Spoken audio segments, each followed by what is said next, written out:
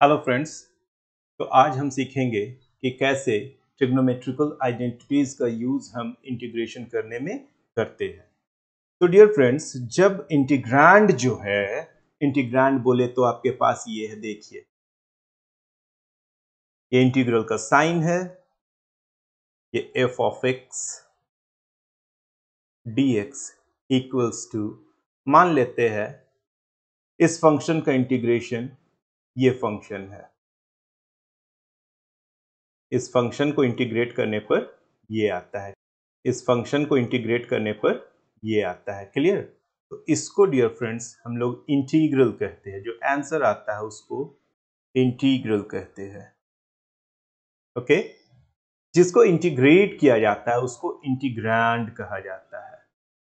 Okay, ये है आपका कांस्टेंट ऑफ इंटीग्रेशन। ओके, है ना?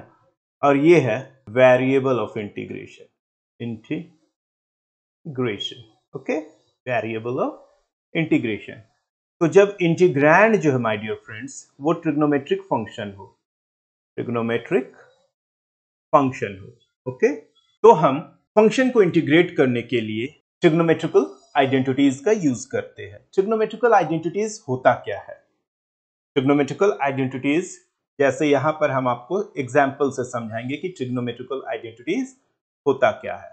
हम एक इक्वेशन दिए है, sine x plus cos x equals to 1।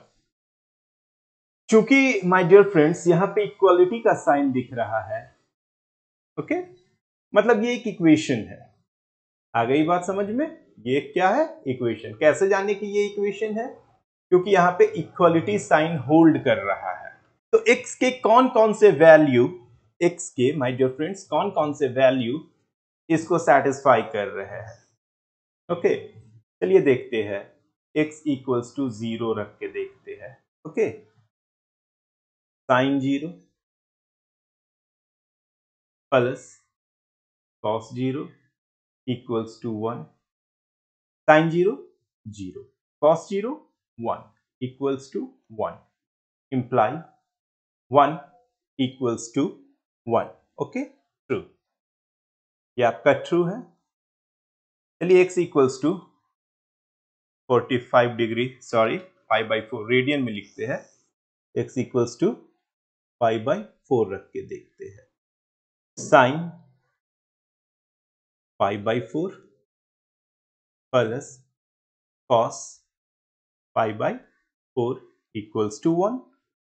Sine π/4 बोले तो 1/√2, cos π/4 1/√2 इक्वल्स टू 1। इसको सॉल्व कीजिएगा तो आपका आएगा √2 इक्वल्स टू 1, जो कि फॉल्स रिजल्ट है। ओके, वैसे ही x इक्वल्स टू π/2 पर हम रख के देख रहे हैं, तो यहां पे आ जाता है sine π/2 plus cos π/2 equals to 1। ये आपको क्या देगा? 1 plus 0 equals to 1, this mean 1। Okay, तो हम क्या देख रहे हैं कि ये एक ऐसा इक्वेशन है, ये एक ऐसा इक्वेशन है जो x बराबर 0 और π/2 से सेटिस्फाई हो रहा है। ओके, π/4 इस इक्वेशन को सेटिस्फाई नहीं कर पा रहा है, तो ये एक इक्वेशन है, ये एक इक्वेशन है। लेकिन अगर हम इस इक्वेशन की बात करें, sine square x plus cos square x equals to 1, got it? तो यहां पर x का ये सेटिस्फाइड होता है x के हर वैल्यू के लिए, चाहे आप 0 रखिए, 1 रखिए, 2 रखिए, 3 रखिए, कोई भी रेडियन का वैल्यू रख दीजिए, है ना? True for all values of x। Okay, तो इस तरह के इक्वेशन को ही हम लोग क्या कहेंगे? आइडेंटिटी कहेंगे, आइडेंटिटी। अब चूंकि यहां पर ट्रिग्नोमेट्रिक फंक्शन इन्वॉल्व है, तो इसको हम लोग ट्रिग्नोमेट्रिकल आइडेंटिटी कहेंगे ना। ओके, तो ट्रिग्नोमेट्रिकल आइडेंटिटीज क्या है? वैसे ट्रिग्नोमेट्रिक इक्वेशंस जो अननोन्स एंगल के हर वैल्यू के लिए सेटिस्फाइड हो क्या कहलाते हैं? ट्रिग्नोमेट्रिकल आइडेंटिटीज कहलाते हैं। और अगर कुछ वैल्यू के लिए सेटिस्फाई हो तो उसको हम लोग क्या कहेंगे my dear friends? Trigonometric equation कहेंगे। यहां तक बात समझ में आया? तो आज हम ट्रिग्नोमेट्रिकल आइडेंटिटीज का यूज करके फंक्शन को इंटीग्रेट करना सीखेंगे। तो इसको इंटीग्रेट करने से पहले हम कुछ स्टैंडर्ड रिजल्ट का डिस्कस करते हैं। ट्रिग्नोमेट्रिक फंक्शन, तो स्टैंडर्ड रिजल्ट क्या है? पहला x, what is the integral of sine x? तो आपका आंसर क्या होगा my dear friends? Minus cos x। ये एक स्टैंडर्ड रिजल्ट है, ये बाय डेफिनेशन आया है, इसलिए इसको हम लोग स्टैंडर्ड रिजल्ट कहेंगे। ओके। दूसरा नंबर है इंटीग्रेशन cos x dx। क्या हो जाएगा cos x का? बताइए। cos x का इंटीग्रेशन sin x जी प्लस c, ये कांस्टेंट ऑफ इंटीग्रेशन है। इंटीग्रेशन tan x, बता सकते हैं इसका इंटीग्रेशन क्या होगा? इंटीग्रेशन tan x क्या होगा? What is the integral of tan x? बताइए। sin x by cos x होता है। Okay, sin x by cos x। अब यहां पर याद कीजिए सब्स्टिट्यूशन में हम लोग क्या सीखे? वही पुट करें, वही सब्स्टिट्यूट करें जिसका डिफरेंशिएशन नजर आए। तो बताइए किस चीज को हम लोग सब्स्टिट्यूट करेंगे? किसका डिफरेंशिएशन? dx के बगल में कौन दिख रहा है? sin x। sin x किस फंक्शन को डिफरेंशिएट करने पर आता है? तो cos x है ना। तो putting cos x equals to z, substitute करने के बाद डिफरेंशिएट कीजिए। cos x का differentiation minus sin x dx, okay, equals to dz। अब dx के बगल में माय डियर फ्रेंड्स देखिए, सिर्फ dx के बगल में क्या है? sin x है ओनली, है ना। तो यहां पर dx के बगल में sin x को रहने दीजिए, बाकी जितने भी चीज है उसको बराबर के दूसरी ओर ले जाइए। तो क्या होगा बतलाइए? sin x dx is equal to minus dz। Clear? अब यहां पर क्या हो जाएगा? Minus dz by cos x की जगह z। ध्यान दीजिए यहां पर sin x dx के जगह पे माइनस dz रख, sin x dx की जगह में माइनस dz, और cos x के जगह में z रख दिए, cos x के जगह में z रख दिए। इस फंक्शन को z के रिस्पेक्ट में डिफरेंशिएट किया गया होगा कि आंसर 1/z आया होगा। Yes, log z, log z। Okay, integration log defined है सिर्फ किस चीज के लिए? पॉजिटिव नंबर के लिए, इसी चलते हम लोग मॉड लगा दिए हैं, है ना। प्लस सी माइनस लॉग मॉड जेड की जगह पे जेड, हम लोग अपनी सुविधा के लिए यहां पर जेड माने थे। यहां तक समझ में आ रहा है? अब जेड का काम खत्म हो गया, इंटीग्रेट हो गया, जेड का काम खत्म। तो जेड के जगह में क्या है? जेड के जगह में क्या है बतलाइए? cos x, या very good, cos x plus C, है ना। अब ये माइनस हटेगा तो हम लोग क्या भी लिख सकते हैं? log mod 1/cos x plus C, यानी कितना? log mod sec x plus C. Clear? इसी तरह से आपका एक और इंटीग्रेशन होगा, इंटीग्रेशन cot x dx। यहां तक समझ में आ रहा है? cot x dx का इंटीग्रेशन आप क्या लिखिएगा? cot x dx का, सॉरी, इंटीग्रेशन नहीं, cot x dx का इंटीग्रल क्या होगा? Integration cos x over sin x dx, है ना। यहां पर हम एक छोटा सा ट्रिक बतलाते हैं बच्चों को कि नीचे का डिफरेंशिएशन अगर ऊपर दिखे साइन का डिफरेंशिएशन, ऊपर में कॉस दिख रहा है, तो answer my dear friends log mod नीचे वाला होता है, साइन एक्स प्लस सी। ओके, अब आपको हम क्या बतलाएंगे, देखिए 6 ट्रिग्नोमेट्रिक फंक्शंस या 6 ट्रिग्नोमेट्रिक रेशियोज होते हैं। इन 6 ट्रिग्नोमेट्रिक फंक्शंस या 6 ट्रिग्नोमेट्रिक रेशियोज का आपको इंटीग्रल आना चाहिए कि क्या होता है। तो 3 और 1 4 का तो हम दिखला दिए, पांचवा देखिए, integration of sec x dx, है ना। किस फंक्शन को डिफरेंशिएट करने पर सेक एक्स आता हो, किस फंक्शन को डिफरेंशिएट करने पर सेक एक्स आता होगा, ऐसा सोचिए। तो इसके लिए टेंशन नहीं लेना है, इसका तरीका और कुछ कुछ ऐसे फंक्शंस है जिसके इंटीग्रल निकालने के लिए आपको ये प्रोसेस याद रखना होगा। जैसे यहां पे सेक एक्स है, सेक एक्स, अब हम लोग क्या करते हैं, sec x plus tan x से इस इंटीग्रांड को डिवाइड भी करते हैं और मल्टीप्लाई भी करते हैं, sec x plus tan x से। ओके, यहां पर क्या हो जाएगा, dx, है ना,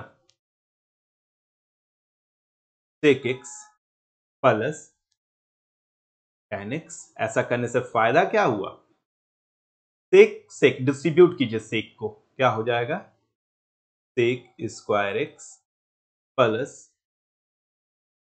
sec x into tan x. Okay, distribute किए, है ना, sec x into tan x. तो फायदा अब गौर से देखिए, ये जो है सेक एक्स का डिफरेंशियल कोफिशिएंट कौन दिख रहा है, differential coefficient sec into tan, और tan एक्स का डिफरेंशियल कोफिशिएंट कौन दिख रहा है, डिफरेंशियल कोफिशिएंट सेक स्क्वायर। क्या नीचे वाले को पूरी तरह से अगर हम लोग डिफरेंशिएट करते हैं तो ऊपर वाला आ रहा है या नहीं आ रहा है, सो बतलाइए।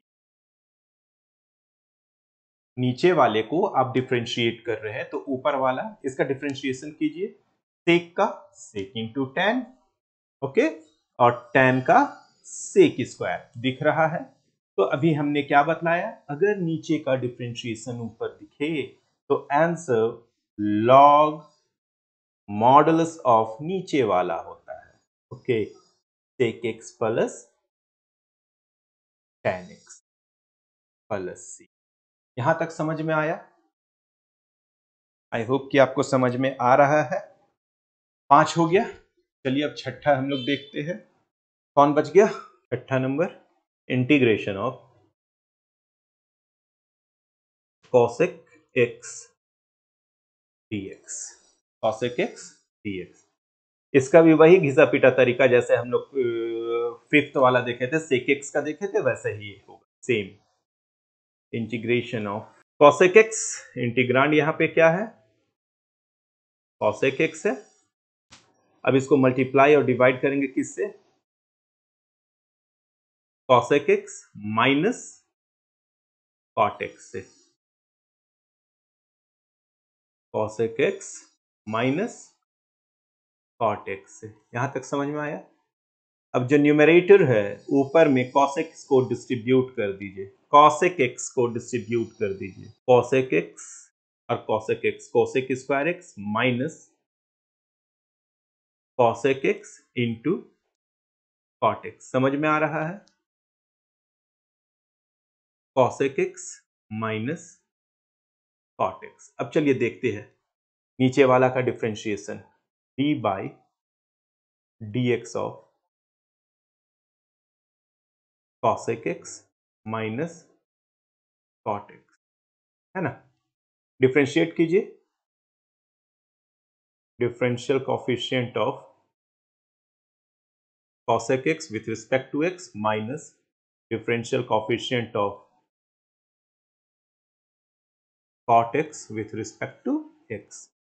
cosec का minus cosec x into cot x हो गया, माइनस cot का माइनस cosec स्क्वायर x, ये डिफरेंशियल कॉफिशिएंट है, minus cosec x into cot x minus minus plus cosec square x। अब देखिए यहां पर ये plus cosec square, yes plus cosec square दिख रहा है, एंड देन ये minus cosec into cot minus cosec into cot दिख रहा है। तो देखा गया कि जो डिनोमिनेटर है, डिनोमिनेटर का जो डिफरेंशियल कॉफिशिएंट है ये हमको न्यूमरेटर में दिख रहा है। तो जब भी डिनोमिनेटर का डिफरेंशियल कॉफिशिएंट न्यूमरेटर में दिखे तो आपको क्या करना है माय डियर, बताइए आंसर, लॉग मॉड नीचे वाला, very good, cosec x minus cot x plus c। तो इस तरह से 6 ट्रिग्नोमेट्रिक फंक्शंस के हमने इंटीग्रल को निकाल लिया। यहां तक समझ में आया? अब हम आगे बढ़ते हैं, कुछ फॉर्म्स है ना, और उसमें ट्रिग्नोमेट्रिकल आइडेंटिटीज यूज करेंगे, है ना। तो ध्यान दीजिएगा, पहला फॉर्म है इंटीग्रेशन। इंटीग्रांड में आपका रहेगा trigonometric function, trigonometric function, power में कुछ रहेगा dx।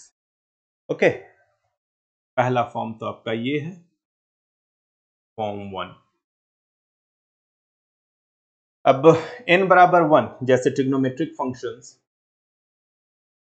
जैसे यहां पर my dear students n equals to 1 रखते हैं, है ना। तो आपका क्या क्या फॉर्म हो सकता है, इंटीग्रेशन sin x dx, ऊपर इसके बारे में हम लोग डिस्कस कर चुके हैं, integration cos x dx। Okay, इसके बारे में भी डिस्कशन हो चुका है, इंटीग्रेशन tan x dx हो चुका है, integration cot x dx, integration cosec x dx और इंटीग्रेशन sec x dx। ये सभी हो सकते हैं यानी n बराबर 1 और ट्रिग्नोमेट्रिक फंक्शंस में ये 6 में से कोई भी रह सकते हैं। n बराबर 1 यानी यहां पर 1 होगा, यहां तक समझ में आ रहा है। तो इसके लिए फिर से एक बार रिकॉल करवा दे रहे हैं, sin x का integration minus cos x plus c, sorry बार बार हम इंटीग्रेशन बोल रहे हैं, इंटीग्रल होना चाहिए, cos x का sin x प्लस c। अच्छा यहां पे गड़बड़ाइएगा मत कि sin x का इंटीग्रेशन cos x होगा, वो डिफरेंशिएशन था, डिफरेंशियल कॉफिशिएंट था। sin x का डिफरेंशियल कॉफिशिएंट cos x होता है, integration is the inverse process of differentiation. वहां साइन को डिफरेंशिएट करने पर cos आ रहा था, है ना, यहां पर साइन को इंटीग्रेट करने में माइनस cos आएगा, cos का इंटीग्रल साइन, tan का क्या हो जाएगा log minus log cos x plus c, और आप बोल सकते हैं log sec x plus c। cot का क्या हो जाएगा log sin x, cosec का प्लस c, है ना, cosec का log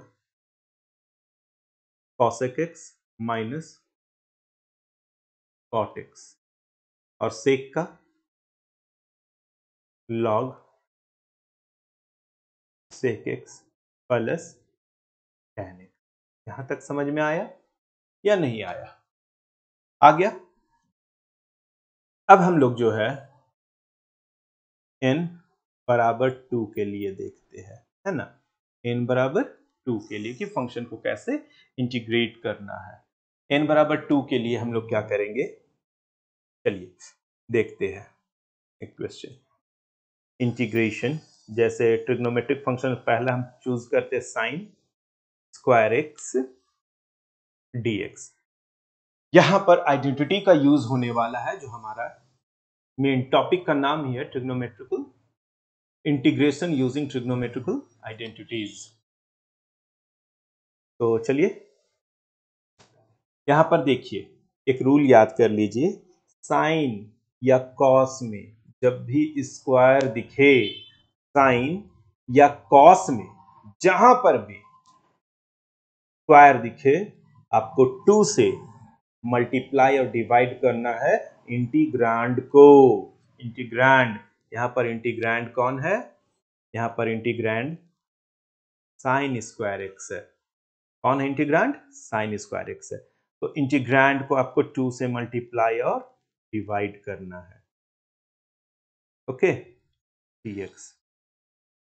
इंटीग्रांड कौन है, साइन स्क्वायर एक्स। 2 से चलिए मल्टीप्लाई और डिवाइड करते हैं, 2 2। अब आप सोच रहे होंगे कि ये 2 साइन स्क्वायर क्यों क्यों 2 से मल्टीप्लाई किया गया।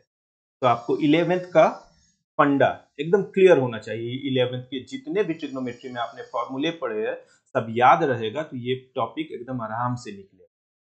तो चलिए, आपको याद होगा कि cos 2x इक्वल्स टू होता है cos square x minus sign square x, या फिर 2 cos स्क्वायर एक्स माइनस 1, या फिर 1 minus 2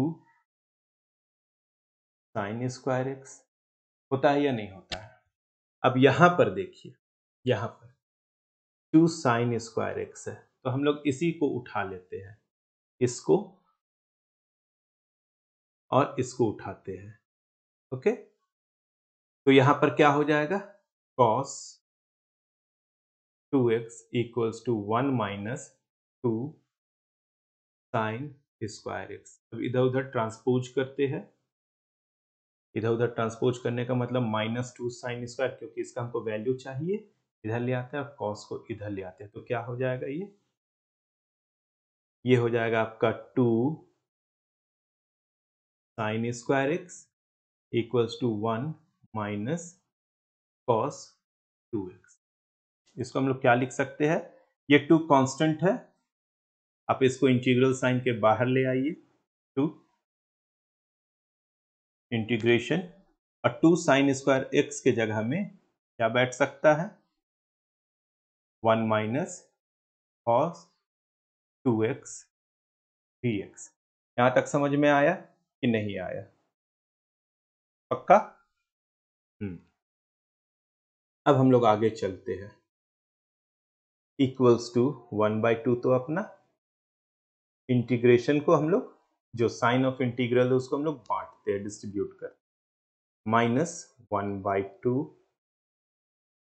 integration cos 2x dx।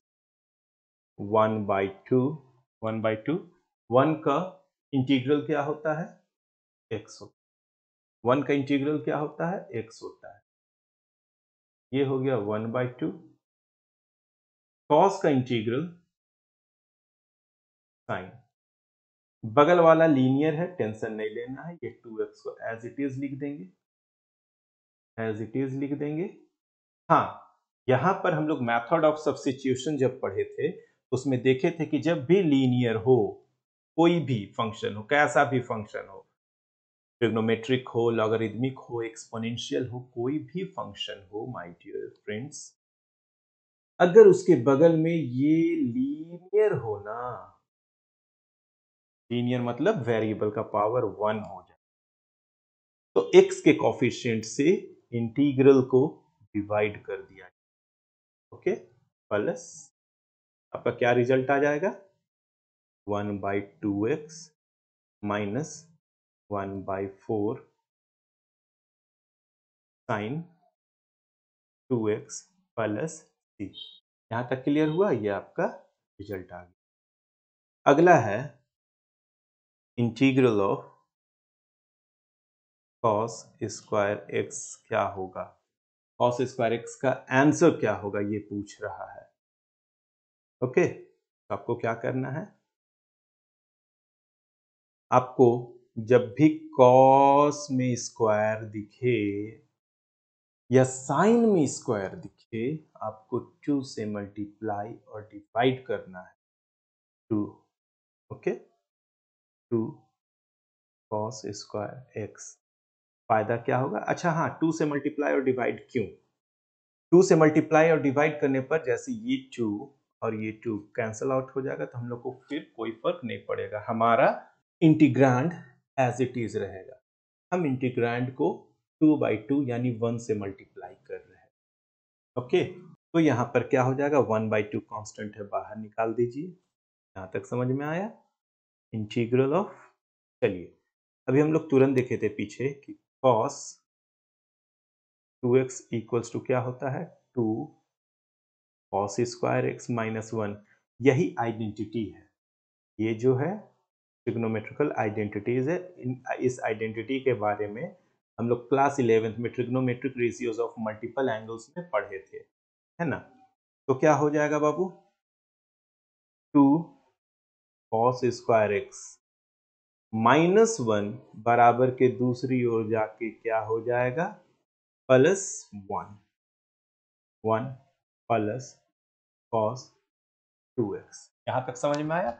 अब इस रिजल्ट को उठा के यहां पर पटक दीजिए, 1 प्लस cos 2x dx, कैसा है, डिस्ट्रीब्यूट कर दीजिए, 1/2 integral of 1 plus 1/2 integral of cos 2x dx, 1/2, what is the integral of 1, x plus 1/2 अपना यहाँ पे रह जाएगा, cos का इंटीग्रल साइन होता है, नॉट माइनस साइन, cos का डेरिवेटिव माइनस साइन होता है 2x।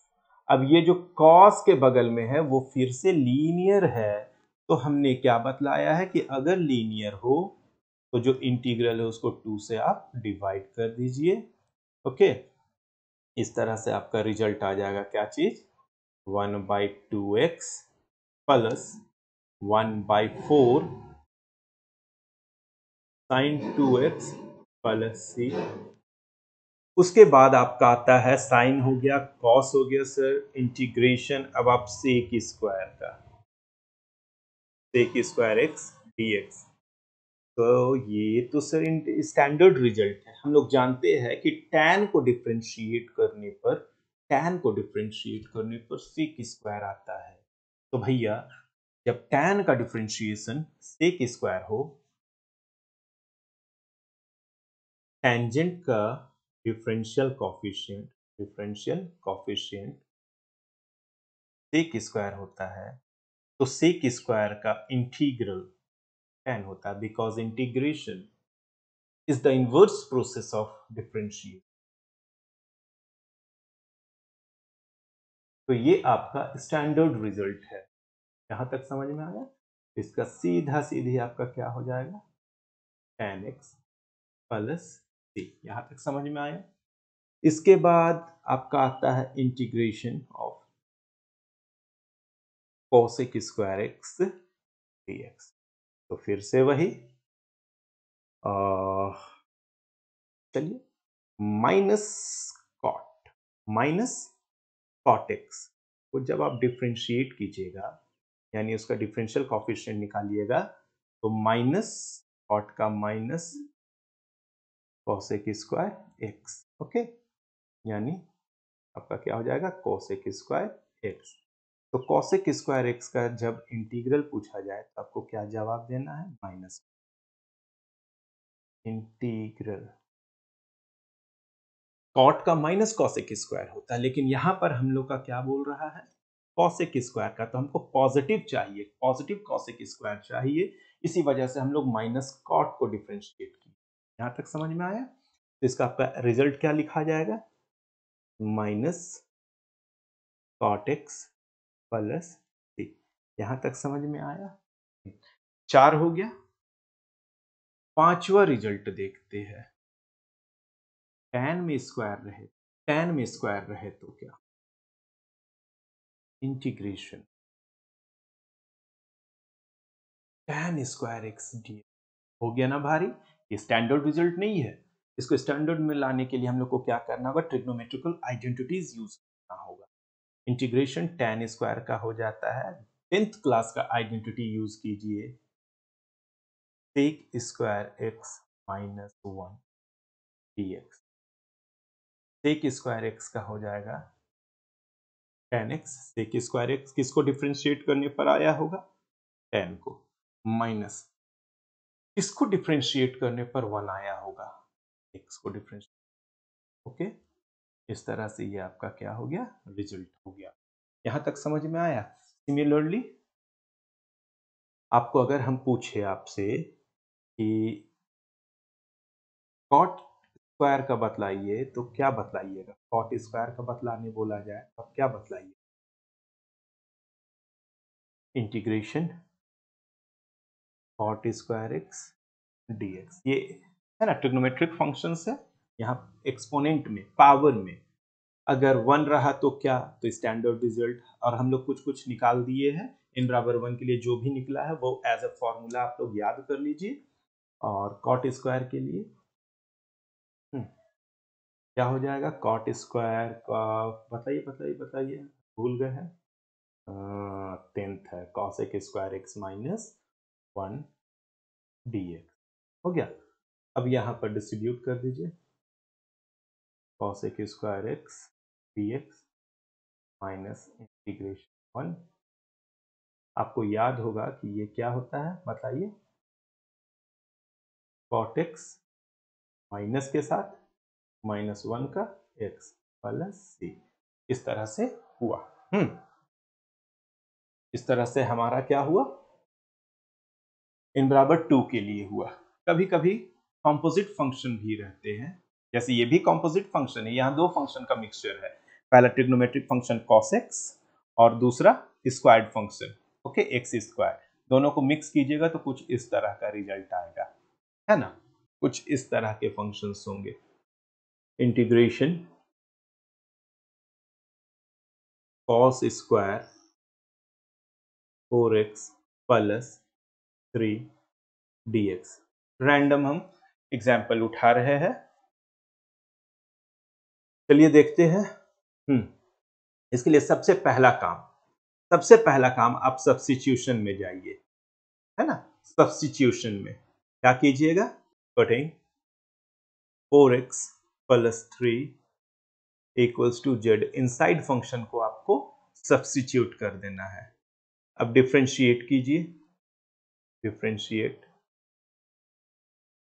4 ओके x का डेरिवेटिव 1 होगा, 3 का 0, x के रिस्पेक्ट में डिफरेंशिएशन हो रहा है dx और ये z का dz। इसको टोटल डिफरेंशियल कहते हैं। इसको सॉल्व करेंगे क्या हो जाएगा? 4 dx इक्वल्स टू dz। अब यहां पर देखिए dx अकेला है तो यहां भी dx को आपको अकेला छोड़ देना है। क्या हो जाएगा? dx equals to 1/4 dz। तो क्या हो जाएगा? 1/4। आपको ये वाला 1/4 यहाँ पे लिख दिया गया है। इंटीग्रल ऑफ किसके रिस्पेक्ट में? तो यहाँ पर dx की जगह dz रख दिए हैं। dx की जगह में क्या रख दिए हैं? dz। 1/4 dz हो गया। 1/4 dz का काम खलास।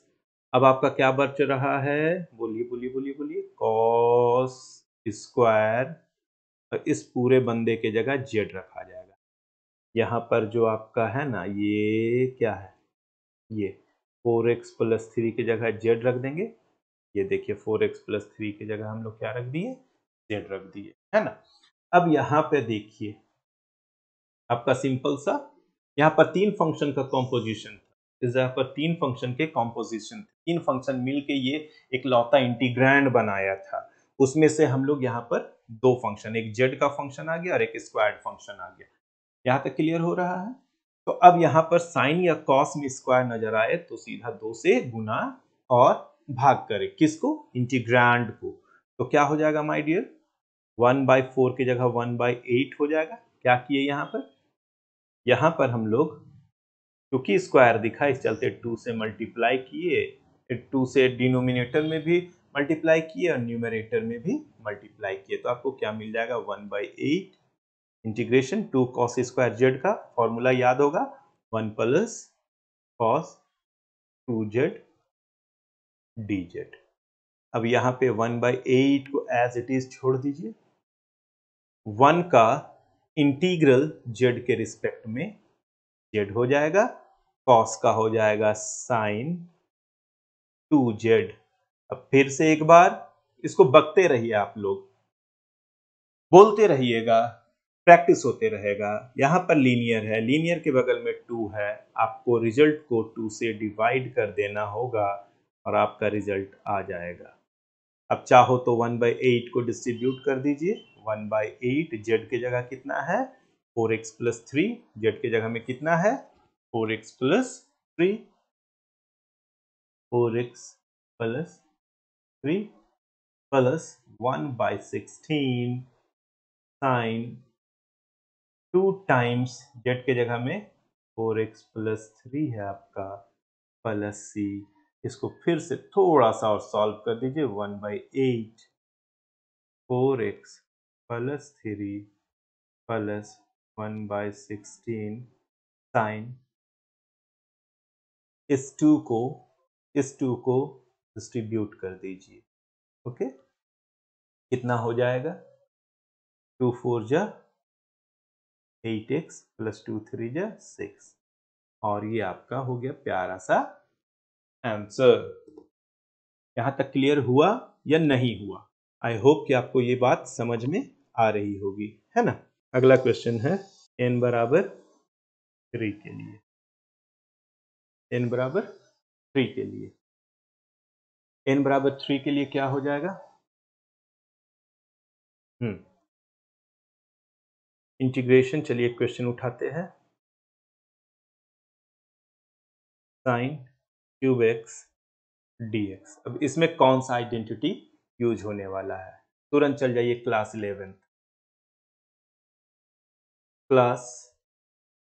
11 है ना?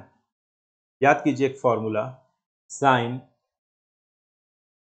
3 theta equals to 3 sine theta minus 4 sine cube theta. Okay, अब यहां पर देखिए साइन क्यूब थीटा, यहां भी देखिए साइन क्यूब एक्स दिख रहा है, मतलब इसके बगल में हमको 4 चाहिए। इसके बगल में हमको क्या चाहिए? 4 चाहिए। साइन क्यूब के बगल में 4 चाहिए। तो चलिए 4 कैसे दे? तो 4 से डिवाइड कीजिए और मल्टीप्लाई भी कीजिए किसको? इंटीग्रांड को। Sine cube x dx 1/4 integration of 4 sine cube. अब इसका वैल्यू क्या होता है? इसका वैल्यू क्या होगा? तो यहां पर से चलिए ट्रांसपोज करते हैं इसको उस साइड, तो इस साइड ले आते हैं। -4 साइन इधर आकर के +4 साइन क्यूब एक्स हो जाएगा इक्वल्स टू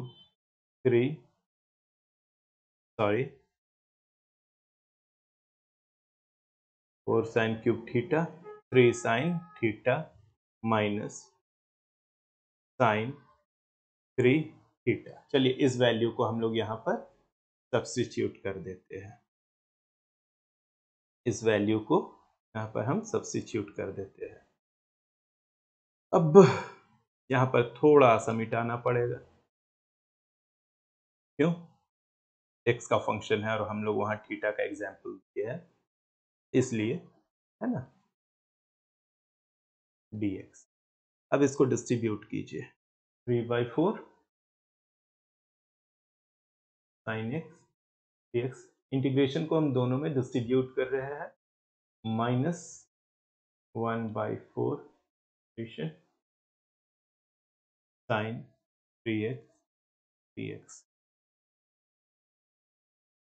3/4 साइन का integral minus cos x -1/4 sine का इंटीग्रल माइनस कॉस 3x। लेकिन यहाँ पे हम कुछ गलती किए हैं। यस सर, क्या चीज? आपको दोहराते रहने बोले हैं कि अगर बगल में लीनियर रहे, है ना, तो x के कॉफिशिएंट से जो रिजल्ट आता है, जो इंटीग्रल आता है, उसको डिवाइड कर।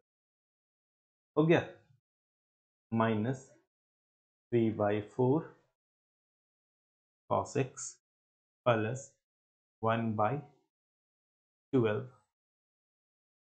cos 3x प्लस c, आपका रिजल्ट। ओके, इसी तरह से अगर आपसे पूछा जाए what is the integral of cos cube x dx, तो आप क्या जवाब दीजिएगा?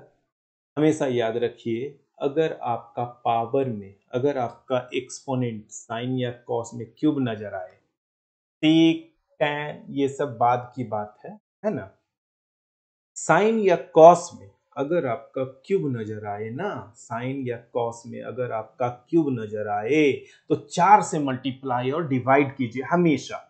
स्क्वायर नजर आए तो 2 से मल्टीप्लाई डिवाइड, और cos 2x का फॉर्मूला बैठाइए।